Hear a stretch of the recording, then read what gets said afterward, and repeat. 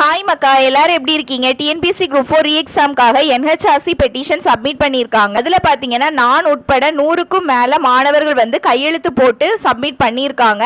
அது பார்த்தீங்கன்னா வெறும் மாணவர்களோட கையெழுத்து மட்டும் கிடையாது, அது நம்மளோட அதிருப்தியும் கூட. ஏன்னா நம்ம பார்த்தீங்கன்னா 2 உயிர் இழந்திருக்கோம் இந்த டிஎன்பிஎஸ்சி குரூப் 4 எக்ஸாம்னால. எதுக்குமே பார்த்தீங்கன்னா அவங்க சைட்லேருந்து ப்ராப்பர் ரெஸ்பான்ஸ் கிடையாது. சென்னையில் பெரிய அளவு போராட்டம் பண்ணியும் பார்த்தீங்கன்னா எங்கேயுமே வந்து நமக்கு ரெஸ்பான்ஸ் கிடைக்கல. ஸோ அதனால தான் பார்த்தீங்கன்னா இப்போ நம்ம வந்து நேஷனல் ஹியூமன் ரைட்ஸ் கமிஷன்ல வந்து பெட்டிஷன் சப்மிட் பண்ணியிருக்கோம். அதை பத்தி பாத்தீங்கன்னா நம்ம தந்தி நியூஸ் சேனல்ல கூட கவர் பண்ணியிருக்காங்க. நான் அந்த பிக்சரை வந்து சைட்ல ஆட் பண்றேன் பாருங்க. ஸோ நியூஸ்ல வரைக்கும் வந்திருக்கு. அந்த என்ஹெச்ஆர்சி பெட்டிஷன் பாத்தீங்கன்னா ஜஸ்ட் வந்து அனுப்பணுமே அப்படிங்கிறதுக்காக அனுப்பப்பட்டது கிடையாது. அதுல வந்து நம்மளோட கோரிக்கைகள் எல்லாமே வந்து பாத்தீங்கன்னா ப்ராப்பரா வந்து அட்டாச் பண்ணியிருக்காங்க, வித் ப்ரூஃபோட அட்டாச் பண்ணியிருக்காங்க. எல்லாமே என்னென்ன மிஸ்டேக்ஸ் இருக்கு, நம்ம என்னென்ன எதுக்காக இவ்வளவு தூரம் வந்து குரல் எழுப்பிட்டு இருக்கோம், எதனால வந்து இந்த பிரச்சனை வந்து இன்னுமே தொடர்ந்துகிட்டு இருக்கு, அதாவது எக்ஸாம் முடிஞ்சு இவ்வளவுமே இன்னுமே எல்லாரும் இதை பத்தி தான் பேசிட்டு இருக்கோம் அப்படின்னா அதுக்கு ஒரு காரணம் கண்டிப்பா இருக்கும். ஸோ அது எல்லாமே வந்து ப்ராப்பரா அவங்க வந்து அட்டாச் பண்ணியிருக்காங்க அந்த பெட்டிஷன்ல. அது மட்டும் இல்ல, டிஎன்பிஎஸ்சி குரூப் 4 எக்ஸாம்னால உயிரிழந்த 2 அண்ணாவுக்காக பாத்தீங்கன்னா அதுல வாய்ஸ் அவுட் பண்ணியிருக்காங்க அந்த பெட்டிஷன்ல. அவங்களுக்கு வந்து கவர்மெண்ட் சைட்ல இருந்து கண்டிப்பா சப்போர்ட் இருக்கணும் அப்படின்னும் மென்ஷன் பண்ணியிருக்காங்க. ஸோ எதெல்லாம் நம்ம வந்து இவ்வளவு நாளா வந்து கேட்டுட்டு இருக்கோமோ எல்லாத்தையுமே ஒரு ப்ராப்பரா ஒரு பெட்டிஷன்ல வந்து என்ஹெச்ஆர்சியில வந்து சப்மிட் பண்ணியிருக்காங்க. ஸோ அது வந்து நியூஸ்லயும் நமக்கு வந்து கவர் பண்ணியிருக்காங்க. நிறைய பேர் பார்த்தீங்கன்னா எங்கிட்ட வந்து கலெக்டர் பெட்டிஷன் கொடுத்தீங்களா, அது என்னாச்சு அப்படின்னு கேட்டுட்டு இருந்தீங்க. ஆக்சுவலாக பார்த்தீங்கன்னா எங்கள் கன்னியாகுமரி மாவட்டத்தில் பார்த்தீங்கன்னா நாங்கள் பெட்டிஷன் கொடுத்தது வந்து ரிஜெக்ட் ஆயிருக்கு. எதனால அப்படின்னு எனக்கு தெரியல. நான் அந்த மெசேஜை வந்து உங்களுக்கு இந்த சைடில் வந்து பிக்சர் ஆட் பண்ணுறேன், நீங்கள் பாருங்க. நிராகரிக்கப்பட்டது, மனு வந்து நிராகரிக்கப்பட்டிருக்கு அப்படின்னு சொல்லிட்டு வந்து பெட்டிஷன் வந்து கேன்சல் ஆயிடுச்சு அப்படின்னு சொல்லிட்டு ஒரு மெசேஜ் வந்திருக்கு பார்த்துக்கோங்க. ஏன் எங்களுக்கு வந்து ரிஜெக்ட் ஆச்சு அப்படின்னு ஃபர்ஸ்ட் எங்களுக்கு தெரியல. அதுக்கப்புறம் பார்த்தீங்கன்னா நாங்கள் வந்து விசாரித்தோம் யாருக்கெல்லாம் ரிஜெக்ட் ஆயிருக்கு, எல்லா டிஸ்ட்ரிக்ட்லையுமே இந்த மாதிரி தான் ஆச்சா அப்படின்னு கேட்டு பார்த்தப்போ திருச்சியிலையும் பார்த்தீங்கன்னா ரிஜெக்ட் ஆயிருக்கு அப்படின்னு சொல்லிட்டு நான் கேள்விப்பட்டேன். ஒரு பிரதர் வந்து சொன்னாங்க. ஸோ அதுக்கப்புறம் பார்த்தீங்கன்னா இப்போ நாங்கள் என்ன பிளான் பண்ணியிருக்கோம் அப்படின்னா மறுபடியும் வந்து ஒரு ரீபெட்டிஷன் வந்து நம்ம சப்மிட் பண்ணலாம் அப்படின்னு வந்து பிளான் பண்ணியிருக்கோம். லாஸ்ட் டைம் பார்த்தீங்கன்னா இந்த பெட்டிஷன் கொடுக்குற விஷயம் வந்து எனக்கு லாஸ்ட் மினிட்ல தான் எனக்கு தெரிய வந்துச்சு சொல்ல போனால். ஸோ அவசரமாக நான் ஓடி போய் வந்து நம்ம இதெல்லாம் பண்ணுற மாதிரி இருந்துச்சு. ஸோ இந்த டைம் வந்து நமக்கு இன்னுமே டைம் இருக்குது. நம்ம வந்து மண்டே தான் வந்து சப்மிட் பண்ணுறதா இருக்கும் பார்த்துக்கோங்க நெக்ஸ்ட் பெட்டிஷன். ஸோ யாரெல்லாம் வந்து இதில் வந்து கையெழுத்து போடணும் அப்படின்னு விருப்பப்படுறீங்களோ எல்லாருமே வந்து முடிஞ்ச அளவுக்கு கலெக்டர் ஆஃபீஸ்க்கு வாங்க.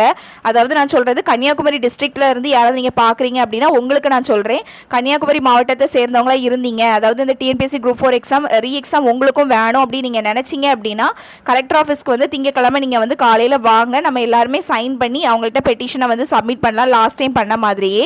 ஸோ ஒருவேளை பார்த்தீங்கன்னா உங்களுக்கு வந்து கலெக்டர் ஆஃபீஸில் வந்து கையெழுத்து போடுறதுக்கு முடியாது, திங்கக்கிழமை வர முடியாது அப்படி ஏதாவது இருந்துச்சுன்னா இப்போவே பார்த்தீங்கன்னா என்னோட இன்ஸ்டாகிராம் பேஜில் வந்து நீங்கள் டெக்ஸ்ட் பண்ணுங்க, நாங்களே வந்து டேரெக்டாக உங்ககிட்ட சிக்னேச்சர் வாங்கிக்கிறோம். ஸோ அந்த மாதிரி கூட பண்ணிக்கலாம் தான் பிளான் பண்ணியிருக்கோம். முடிஞ்ச அளவுக்கு பார்த்தீங்கன்னா உங்களோட சப்போர்ட்டை வந்து கொடுங்க. இதில் கையெழுத்து போட்டு நம்ம வந்து மறுபடியும் ஒரு ரீபெட்டிஷன் சப்மிட் பண்ணி பார்க்கலாம்.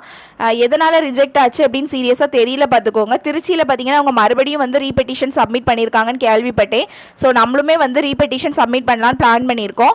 ஸோ இதுவுமே பார்த்தீங்கன்னா நான் லாஸ்ட் டைம் சொன்ன மாதிரி ஒரு பிரதர் தான் வந்து இதை அரேஞ்ச் பண்ணி எல்லாமே பண்ணாங்க. இந்த டைமும் அந்த பிரதர் தான் என்கிட்ட வந்து இன்ஃபர்மேஷன் ஷேர் பண்ணாங்க, கொஞ்சம் வீடியோ கொடுங்க, தெரிஞ்சவங்க வந்து கண்டிப்பாக நமக்கு சப்போர்ட் பண்ணுவாங்க அப்படின்னு சொன்னாங்க. ஸோ பார்த்தீங்கன்னா இந்த வீடியோவை நான் மேக் பண்ணிட்டு இருக்கேன். இந்த வீடியோ பார்க்குற கன்னியாகுமரி மாவட்டத்தை சேர்ந்தவங்களா நீங்கள் இருந்தீங்க அப்படின்னா உங்களோட கையெழுத்தை நீங்கள் தரணும் அப்படின்னு நினைச்சீங்க அப்படின்னா கண்டிப்பாக நீங்கள் கலெக்டர் ஆஃபீஸ் வாங்க. ஒருவேளை வர முடியல அப்படின்னா நாங்களே வந்து சிக்னேச்சர் வாங்கிக்கிறோம் உங்ககிட்ட. ஸோ அது மட்டும் இல்லை பார்த்துக்கோங்க, நாங்கள் டிஎன்பிஎஸ்சி குரூப் 4 எக்ஸாம்காக நிறைய ஸ்டெப்ஸ் எடுத்துகிட்டே தான் இருக்கோம். ஒவ்வொரு ஸ்டெப்புமே வந்து ஃபைனலைஸ் ஆச்சு அப்படின்னா வந்து நான் கண்டிப்பாக உங்களுக்கு வந்து வீடியோவில் ஷேர் பண்ணுறேன். யாருமே வந்து ஹோப்பை விட்டுறாதீங்க அப்படின்னு நான் கேட்கணும்னு நினச்சேன் பார்த்துக்கோங்க. ஏன் அப்படின்னா என்பிஎஸ்சி எக்ஸாம் எழுதி ஒரு மாதம் கழிஞ்சதுக்கு அப்புறமும் நம்ம வாய்ஸ் அவுட் பண்ணிக்கிட்டே தான் இருக்கோம் அப்படின்னா இது வந்து நேரம் போக்குக்காக உட்காந்து பேசலை. இது உண்மையாகவே படித்து எக்ஸாம் எழுதின ஒவ்வொருத்தரோட மன குமுறல். அது வந்து ஒரு சிலர் என்ன சொல்லுவாங்கன்னா இதெல்லாம் வேஸ்ட் ஆஃப் டைமு, இதெல்லாம் பேசிக்கிட்டே தான் இருக்க வேண்டியது லாஸ்ட் வரைக்கும், வேற ஒன்றும் ஆக போகிறது இல்லை அப்படின்னு. நிறைய விஷயங்கள் பேசி தான் நிறைய வந்து பெரிய அளவுக்கு ரீச் ஆகி பார்த்தீங்கன்னா முடிவு கிடைச்சிருக்கு நிறைய விஷயங்களுக்கு. இதெல்லாம் வேஸ்ட் ஆஃப் டைம் அப்படின்னு சொல்லி அடுத்தவங்களை வந்து டவுன் பண்ணாமல் நீங்களுமே சப்போர்ட் பண்ணுறது வந்து நல்லா இருக்கும் அப்படின்னு எனக்கு தோணுது பார்த்துக்கோங்க. என்ஹெச்ஆர்சி பெட்டிஷனில் பார்த்தீங்கன்னா 100க்கும் மேலே வந்து கையெழுத்து போட்டிருக்காங்க அப்படின்னா எல்லாரும் வந்து சும்மாலாம் வந்து டைம் பாஸ்க்கெல்லாம் வந்து கையெழுத்து போடுறது இல்லை, வேஸ்ட் ஆஃப் டைம்லாம் கையெழுத்து போடுறது இல்லை. எல்லாருக்குமே ஒரு ஹோப் இருக்குது. ஏன்னா நம்ம வைக்கிற கோரிக்கை வந்து நியாயமாக இருக்குது அப்படிங்கிறதுனால தான் எல்லாருமே வந்து தைரியமாக கையெழுத்து போடுறாங்க.